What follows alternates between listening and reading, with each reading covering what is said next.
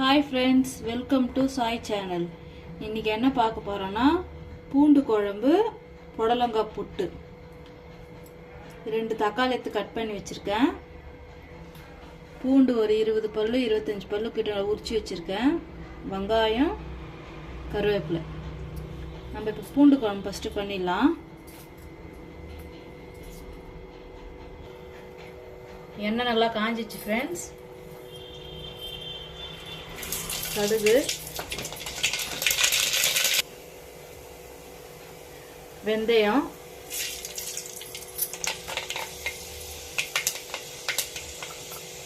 கருவேப்பிலை, பூண்டு.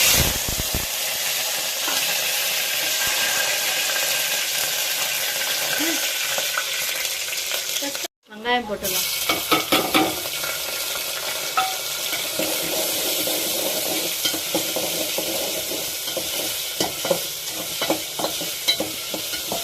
வெங்காயம் நல்லா வதங்கி வச்சோம்.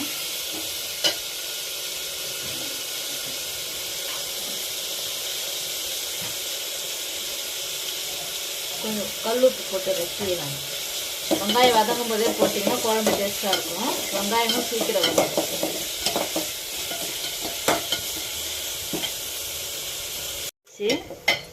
தக்காளி போட்டுக்கலாம்.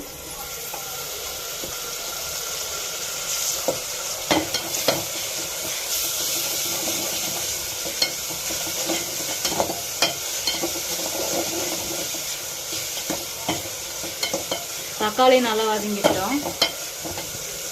தக்காளி வெங்காயம் ரெண்டும் நல்லா வதங்கிடுச்சு. இப்போ நம்ம மிளகாத்தூள், மஞ்சள்தூள் சேர்த்துக்கலாம்.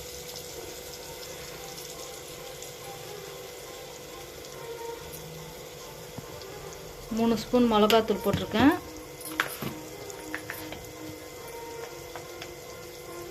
மஞ்சள்தூள் கொஞ்சமாக. நம்ம உப்பு ஏற்கனவே போட்டோம், அதனால் நல்லா வதக்கிட்டோம்.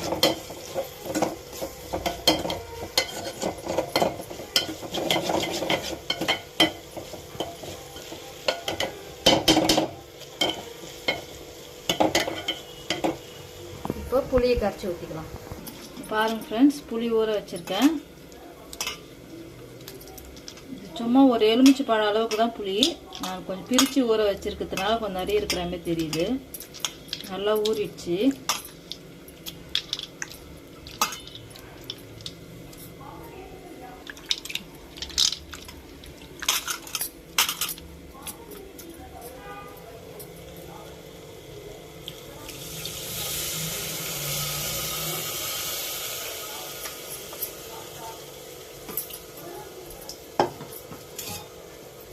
மிளகாத்தூள், உப்பு, மஞ்சள் தூள் எல்லாமே வதங்கும் போதே போட்டிங்கன்னா மிளகா நெடி வராது.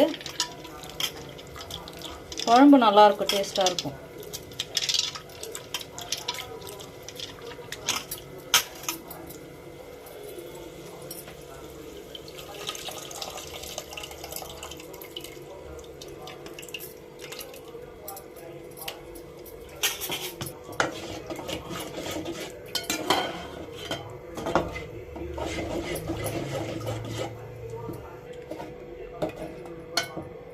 பாருங்க ஃப்ரெண்ட்ஸ், நல்லா கலக்கிருக்குங்க. இப்போ மூடி வச்சிடலாம். ஒரு 5 நிமிஷம் கொதிக்கிட்டோம்.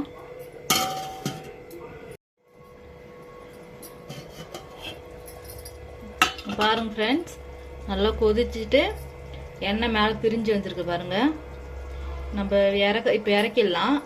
கொஞ்சம் இறக்கிறதுக்கு முன்னாடி வெல்லம் ஒரு சின்ன துண்டு நல்லா தூள் பண்ணி போட்டுக்கோங்க.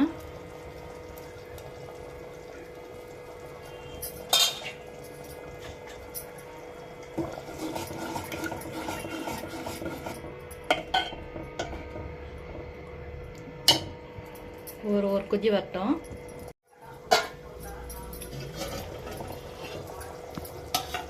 ஒரு கொதி வந்துடுச்சு ஃப்ரெண்ட்ஸ். இப்போ கொத்தமல்லி போட்டு இறக்கிடலாம். அவ்வளோதான். புடலங்காவை 4ஆக கட் பண்ணிவிட்டு உள்ளே இருக்கிற விதையெல்லாம் எடுத்து வச்சுட்டேன். இப்போ இதை நம்ம குட்டி குட்டியாக கட் பண்ணிக்கணும். புடலங்காய் கட் பண்ணிக்கலாம்.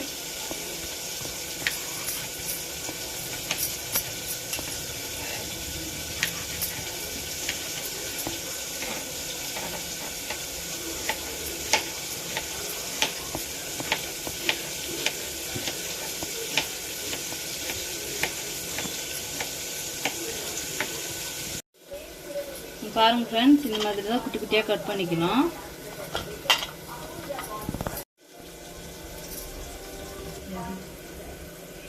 கடலைப்பருப்பை நல்லா ஊற வச்சுருக்கேன் ஃப்ரெண்ட்ஸ், புடலங்காய் புட்டுக்காக. இது ஒரு 200 கடலைப்பருப்பு இருக்குது. 3 புடலங்காய் சின்ன சின்னதாக இருக்கும்.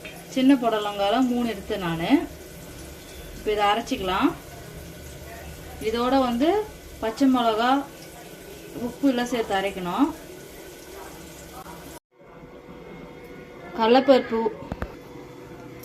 கடலைப்பருப்பு நல்லா ஊறிடுச்சு. இப்போ அரைச்சிக்கலாம் புட்டுக்கு. இப்போ கடலைப்பருப்பு நான் ஜாரில் போட்டாச்சு. அப்புறம் பச்சை மிளகா ஒரு 3 பச்சை மிளகா நான் 2ஆக உடச்சி போட்டிருக்கேன். உப்பு போட்டுக்கலாம்.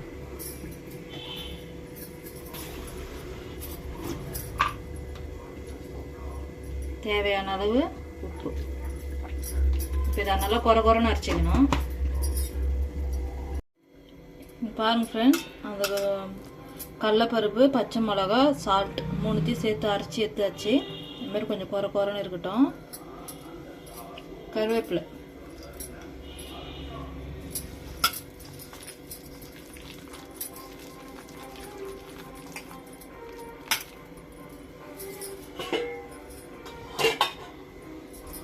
இப்போ நம்ம எண்ணெயில் போட்டு எடுக்கணும். வடகறிக்கெல்லாம் நம்ம செய்வோம்ல, அந்த மாதிரி.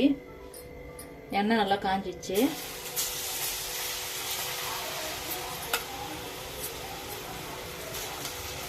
இந்த மாதிரி உதிரியாக போடுங்க, ரவுண்டாக பால் மாரி போடாதீங்க.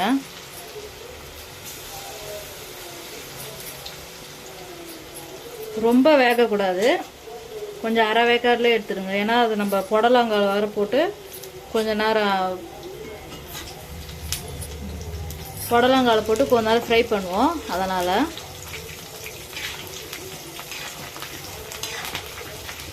அது போட்டு உடனே இது பண்ணிடுங்க.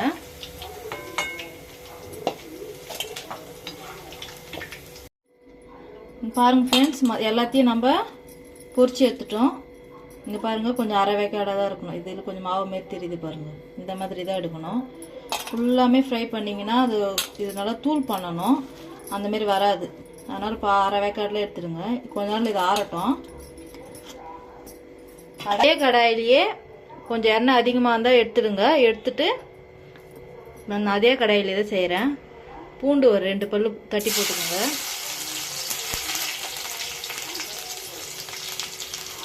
ஒரே ஒரு வெங்காயம் குருவாக கட் பண்ணி போட்டுருங்க. காஞ்ச மிளகா 3 காஞ்ச மிளகா.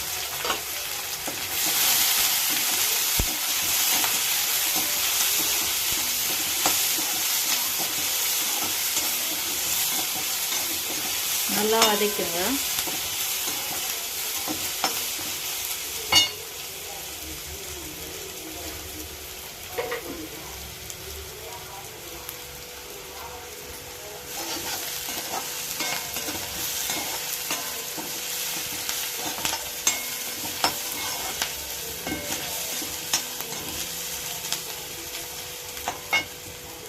இது இரும்பு கடாய், அதனால் கொஞ்சம் சீக்கிரமாகவே வதங்கிடும், அடி பிடிக்காது. அதனால தான் புட்டு இதுமாரி செய்யறதுக்கு அடி பிடிக்கும். அலுமினி கடாயெலாம் நீங்கள் யூஸ் பண்ணிங்கன்னா, ஸ்டீலு அதெல்லாம் யூஸ் பண்ணிங்கன்னா அடி பிடிக்கும். இந்தமாரி இரும்பு கடாய் இருந்தால் அதை யூஸ் பண்ணுங்கள். இப்போ புடலங்காய் சேர்த்துக்கலாம்.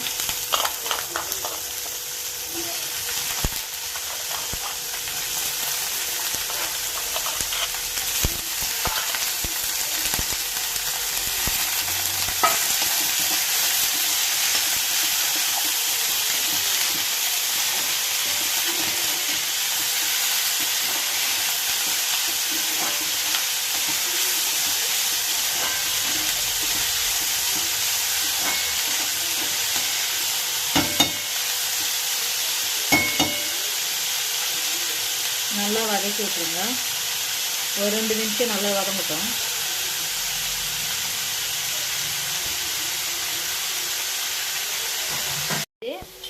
இப்போ கொஞ்சமாக மஞ்சள் தூள் போட்டுக்கலாம்.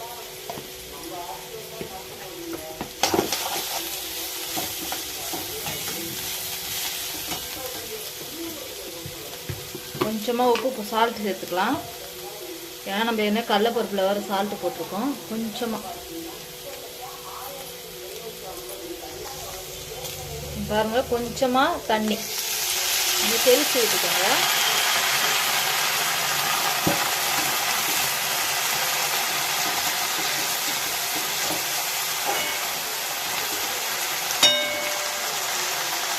விட்டுட்டு ஒரு 2 செகண்ட் மூடி வச்சிடலாம். நல்லா ஆறிடுச்சு ஃப்ரெண்ட்ஸ். நல்லா தூள் பண்ணிக்கலாம்.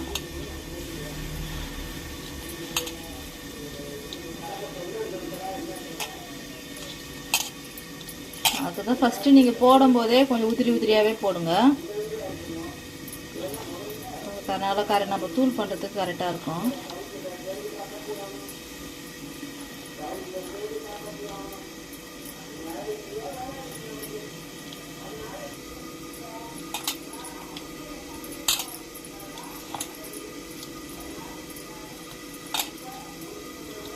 நம்ம வடகரிக்கு செய்யறதே தான். சாப்பிட்டு பார்த்துட்டு உப்பு கொஞ்சம் பார்த்துக்கோங்க. அப்புறம் நம்ம அது புடலங்காவோட மிக்ஸ் பண்ணிவிட்டு உப்பு இப்போ சால்ட்டு பத்தலைன்னா போட்டுக்கோங்க. கரெக்டாகிடுச்சுன்னா அவ்வளோதான், விட்டுடுங்க.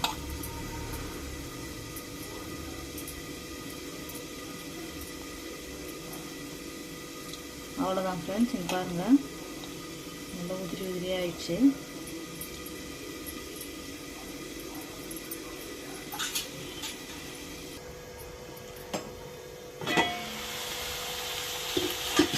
பாருங்கள் ஃப்ரெண்ட்ஸ், தண்ணி நல்லா சுண்டிடுச்சு.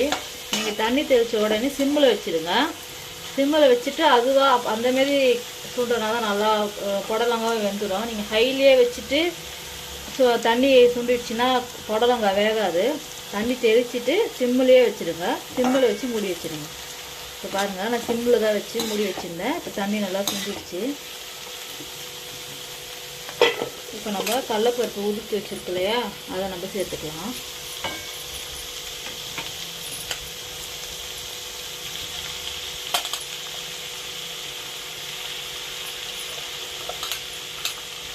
இப்போ காரக்குழம்புக்கு இந்தமாதிரி செஞ்சு சாப்பிட்டு பாருங்கள், சூப்பராக இருக்கும். காரக்குழம்பு தான் இல்லை, நீங்கள் வெறும் ரசம் வச்சுட்டு இந்த புடலங்காய் புட்டு வச்சு கூட சாப்பிடுங்க, டேஸ்ட்டாக இருக்கும்.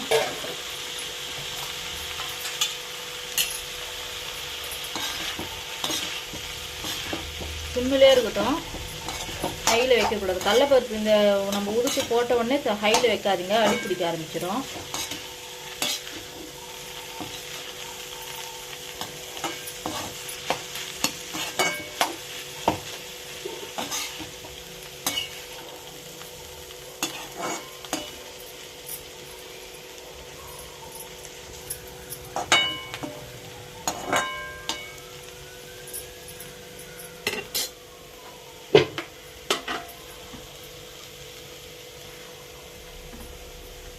கொஞ்சமாக எண்ணெய் சேர்த்துக்கோங்க.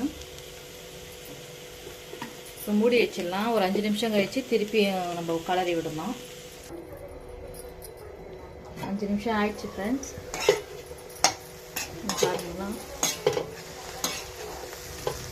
நீங்கள் உப்பு கம்மியாக இருந்ததுன்னா இந்த ஸ்டேஜ்லேயே போட்டுக்கோங்க.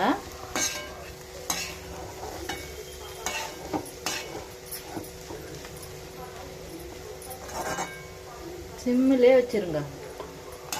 சிம்மில் வச்சுட்டே கலரி விடுங்க.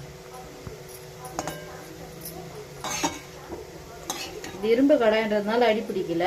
நீங்கள் வேறு எதனா செஞ்சு அடி பிடிச்சதுன்னா கொஞ்சம் எண்ணெய் விட்டுட்டே இருங்க. எண்ணெய் விட்டுட்டு 5 நிமிஷத்துக்கு ஒரு கலரி விட்டுட்டே இருங்க. திரும்பி மூடி வச்சிடலாம். இன்னொரு 5 நிமிஷம் ஆகட்டும். பாருங்கள் ஃப்ரெண்ட்ஸ், ரெடி ஆயிடுச்சு புடலங்காய் புட்டு பூண்டு குழம்பு.